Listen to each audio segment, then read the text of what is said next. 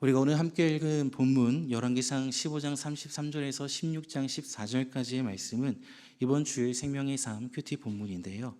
여로보암과 그의 아들 나답에 이어 북이스라엘의 세 번째 왕이 되었던 바아사와 네 번째 왕이자 바아사의 아들이었던 엘라에 대해 기록하고 있는 내용입니다. 그 내용과 말씀이 전하고 있는 메시지가 마치 반복되고 있는 것 같지만 분명 이 시기에 우리 각자에게 주시고자 하는 성령의 음성임을 믿고 이 시간 성도님들과 함께 그 은혜를 나누기를 원합니다.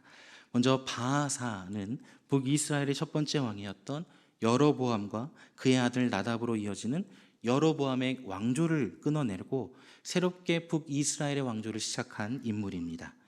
모두 잘 아시는 것처럼 여로보암은 솔로몬의 죽음 이후에 이스라엘의 분열 왕국의 문을 연 인물입니다. 백성들이 하나님을 예배하기 위하여 예루살렘 성전으로 향하는 것을 막고자 했는데 이는 예루살렘이 남유다의 영토에 속해 있었기 때문입니다.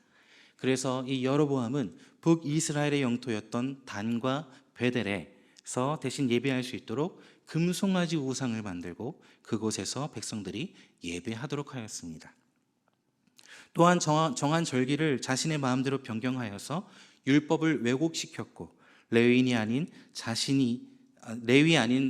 일반 사람들조차 일반 사람들로 제사장을 삼아 제사를 드릴 수 있도록 하였으며 가나안 땅의 풍습을 따라 산당을 만들어 그곳에서 예배하게 하였습니다.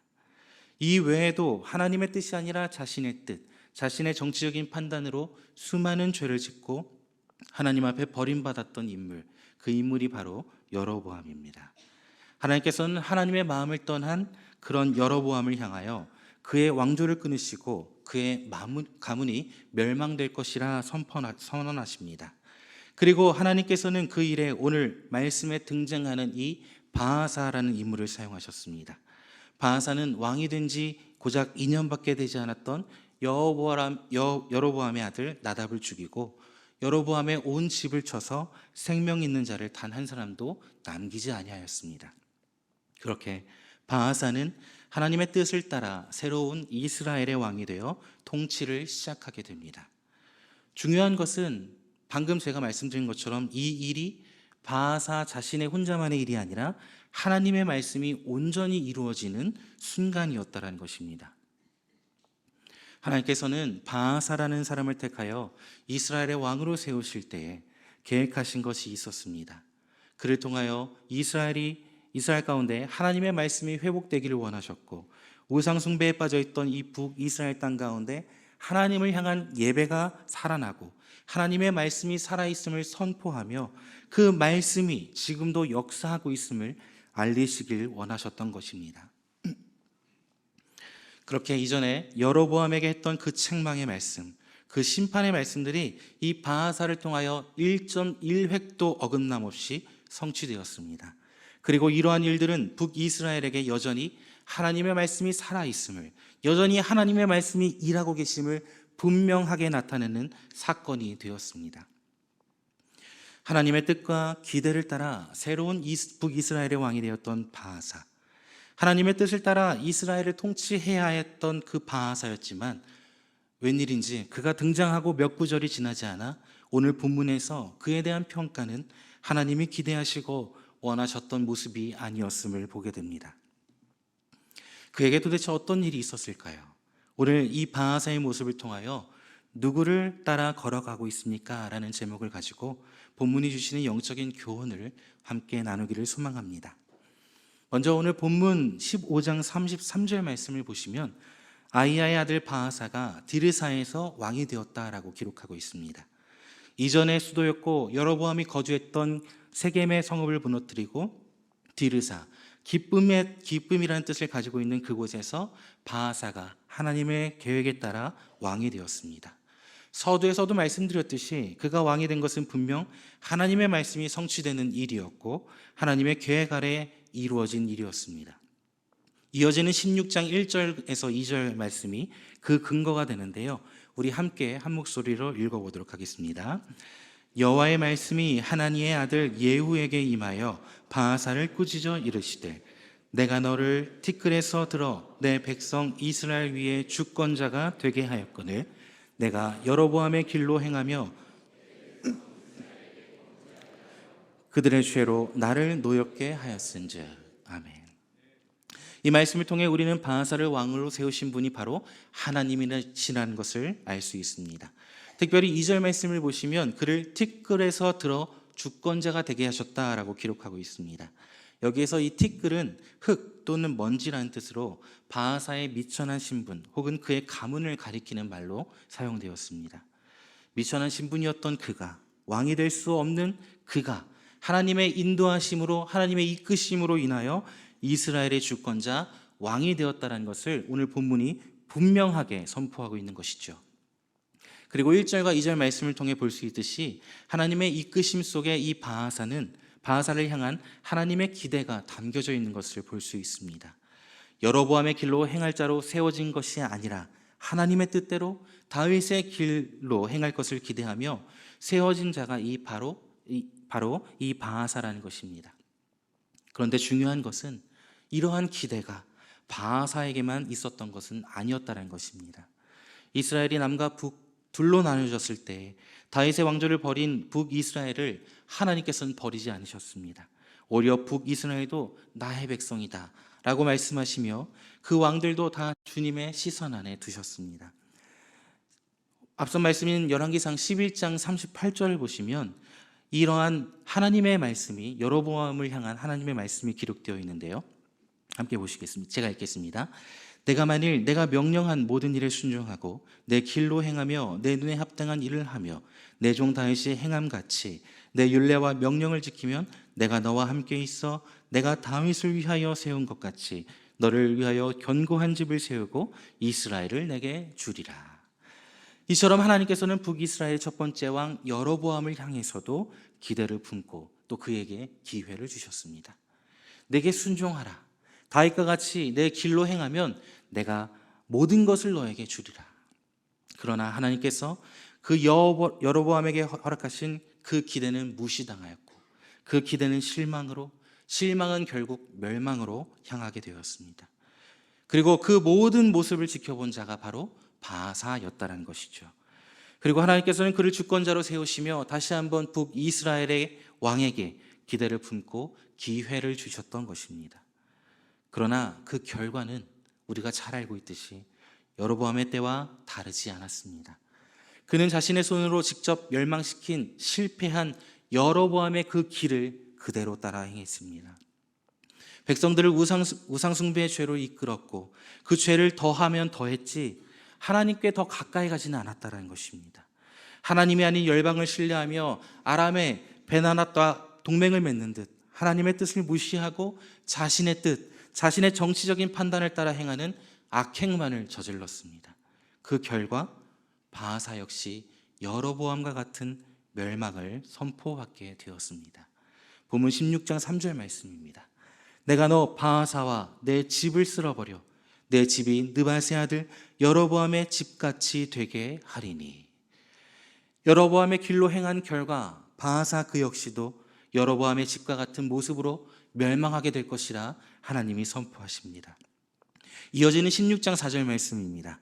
바하사에게 속한 자가 성읍에서 죽은즉 개가 먹고 그에게 속한 자가 들에서 죽은즉 공중의 새가 먹으리라. 이와 같이 바하사를 향한 하나님의 심판의 말씀을 통하여 우리에게 분명하게 말씀하시는 것 하나가 있습니다. 그것은 사람이 나아갈 수 있는 두 가지 길이 있다는 것입니다.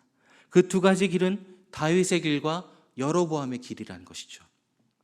하나님의 말씀에 순종하여 그 뜻대로 살아가는 것, 다윗의 길입니다. 말씀을 떠나 우상을 숭배하고 자신의 뜻과 계획대로 살아가는 것, 여로보암의 길입니다. 바하사는 여로보암의 왕조를 멸망시키고 다윗의 길로 가야만 했지만 그저 왕이 되었을 뿐 여로보암이 행했던 그 길을 떠나지 못한 채 멸망의 길을 답습하게 됩니다. 그렇다면 오늘을 살아가는 우리의 모습은 어떠신가요? 복잡한 인생을 살아가고 있지만 그리스도인으로서 이 땅을 살아갈 때에 매 순간 우리의 선택지는 무척 단순해야 합니다. 말씀과 같이 다윗의 길로 갈 것인가 여로보암의 길로 갈 것인가 고민할 필요가 없다는 것입니다. 우리는 어느 길로 가야 합니까? 분명한 그 답을 너무나도 잘 알고 있습니다. 그런데 우리는 삶 속에서 어떠한 길을 선택해 나가고 있습니까? 하나님의 뜻을 구하고 그 뜻대로 살아가야 함을 알고는 있지만 여전히 내 생각과 내 뜻에 의지하며 살아가고 있으시지는 않으신지요? 세상의 지식과 상식과 경험에 의지하며 그 길을 걸어가고 계시지는 않으신지요? 우리는 하나님의 뜻을 떠난 여로보암의 길은 곧 멸망의 길이라는 것을 잘 알고 있습니다.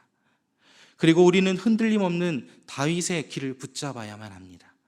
먼지와 같이 작은 미천한 우리를 세워주시고 자녀 삼아주신 그 은혜를 기억하며 하나님의 뜻을 따라 살아가는 그 길을 선택하고 언제나 그 길을 선택하기로 작정하고 결단하며 그 길로 향해야 하는 것입니다. 이 사실을 기억하며 흔들림 없이 다윗의 길을 선택하는 담대하고 굳건한 믿음이 오늘 우리 늘사랑의 모든 성도님들의 삶 가운데 충만하게 임하시기를 주님의 이름으로 축원합니다.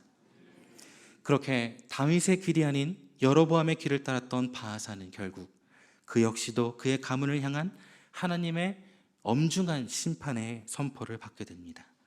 그리고 그 심판은 최종적으로 그의 아들 엘라가 왕의 자리에 앉은 지 단 2년 만에 성취되게 됩니다. 본문 11절과 12절 말씀입니다. 시므리가 왕이 되어 왕위에 오를 때에 바하사의 온 집안 사람들을 죽이되 남자는 그의 친족이든지 그의 친구든지 한 사람도 남기지 아니하고 바하사의 온 집을 멸하였는데 선지자 예후를 통하여 바하사를 꾸짖어 하신 여호와의 말씀같이 되었으니. 멸망이 이루어진 것은 바하사 때가 아니라 그의 아들 엘라의 때였습니다. 바하사의 죄로 인하여 억울한 그의 아들 엘라가 피해본 것인가요? 이 결과는 단순히 바하사의 죄로만 인함이 아니었습니다. 이어지는 16장 13절 말씀을 보시면 이는 바하사의 모든 죄와 그의 아들 엘라의 죄 때문이라. 그들이 범죄하고 또 이스라엘에게 범죄하게 하여 그들의 헛된 것들로 이스라엘의 하나님 여호와를 노하시게 하였더라. 바하사의 모든 죄뿐만 아니라 그의 아들 엘라에게도 동일한 죄악의 행동들이 이어졌다는 것입니다. 그 결과 바하사의 온 집이 멸망하게 되는 것을 우리는 오늘 본문을 통해서 보게 됩니다. 바하사와 그의 아들 엘라는 멸망당한 여로보암의 왕조의 모습 그대로 자신의 운명이 될 것이라 전혀 생각하지 못했을 것입니다. 또한 예후를 통해 경고되었던 그 멸망의 선포는 엘라에게는 귀에 들어오지도 않았던 것입니다. 바하사가 아들 엘라에게 보여준 것은 자신의 왕권의 강력함이었을 뿐 하나님의 말씀의 엄중함이 아니었기 때문입니다. 결국 엘라는 백성들이 블레셋과의 전쟁에 참여하고 있는 동안 그저 먹고 마심으로 취해 있다가 시므리의 모반에 의해 죽임을 당하게 됩니다. 이후 바하사에게 있었던 또 다른 멸망의 선포가 다시 이루어지며 결말을 맞게 됩니다. 사랑하는 늘사랑의 성도 여러분, 여기서 우리가 한 가지 기억해야 할 것이 있습니다. 부모로부터 내려오는 영적인 유산이 얼마나 중요한지를, 또 부모된 우리가 자녀에게 보여야 할 믿음의 모습이 얼마나 중요한지를 우리에게 교훈하고 있습니다. 우리는 마땅히 우리에게 은혜로 주어진 믿음을 자녀들에게 보여주어야만 합니다. 말로 전하는 것 이상으로 우리의 삶을 그들에게 보여주어야 합니다. 그것이 그리스도인 된 부모가 해야 할 사명 가운데 하나이기 때문입니다. 그렇기 때문에 오늘 우리는 우리의 자리에서 우리가 과연 어떤 길을 걸어가고 있는지 분명히 되돌아보며 생각해 볼 필요가 있다는 것입니다. 그러나 엘라의 결말의 모든 원인을 그의 아버지 바하사의 책임으로만 두기에는 어려울 것 같습니다. 이 말은 엘라 역시 결국은 본인의 문제가 가장 중요했다는 것입니다. 우리는 성경을 통하여 회개한 자들을 향하여 멸망의 선포를 거두시는 하나님의 긍휼하심을 종종 볼 수 있습니다.